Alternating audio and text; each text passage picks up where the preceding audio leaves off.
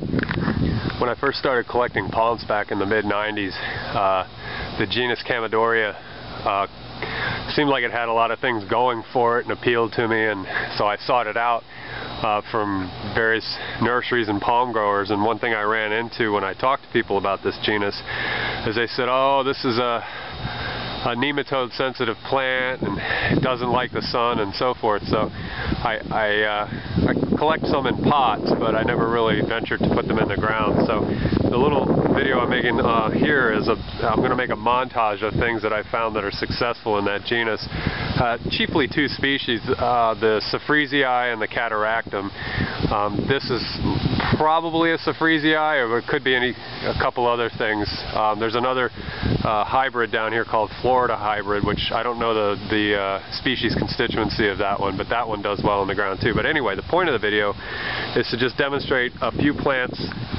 They're not only growing in the ground here, but they're growing in full sun, which they don't thrive, but they will live in full sun. So I'll show a few other clips of some Cataractums and some Saffrezii or species unknown, clumping tall like this one, that seem to do well in the ground despite the fact that we do have nematodes here.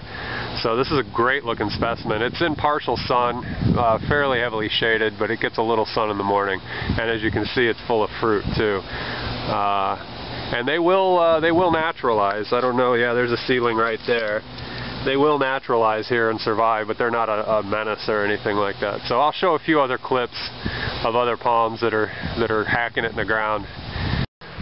Here's a good example of a clumping Chamaedorea that's exposed to full sun, obviously in the ground, and it's been here for years. And I don't know whether this is erumpens or the Saffrezii. I'm not sure. I might lean towards erumpens, but I don't know, to be honest. I know what Saffrezii look like, and this is a little more robust and taller with more of an erect habit. So, or it could be the hybrid of the two, which is called the Florida hybrid, and I'll show a small example of that too. But this thing's out in full sun, living in the ground with a reasonable amount of irrigation and not too much fertilizer.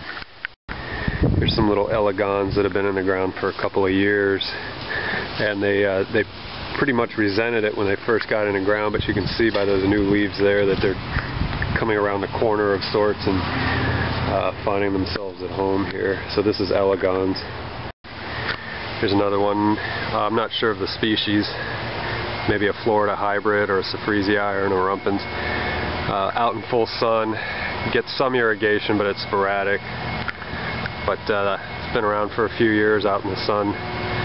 Doing pretty good, not complaining too much.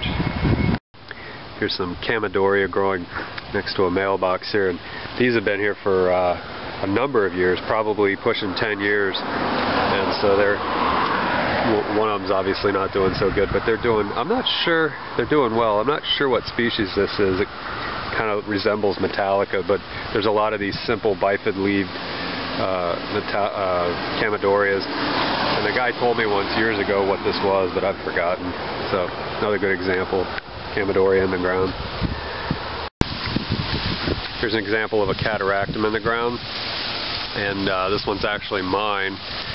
Been in the ground a little less than a year, and I actually got a good price on this. This was this size when I put it in. It was in a 25 gallon. I got it for $15, so I figured, what have I got to lose by putting it in the ground? But there were others in my area that were in the ground for years, Cataractums that have been around for a long time in the ground and actually exposed to full sun that I would have liked to have gotten over to, but I don't know the property owners anymore, so I don't want to get in trouble or whatever, get yelled at. So anyway, this will do for now, but this is a Cataractum in the ground, and I know for a fact that they do fairly well here without too much trouble.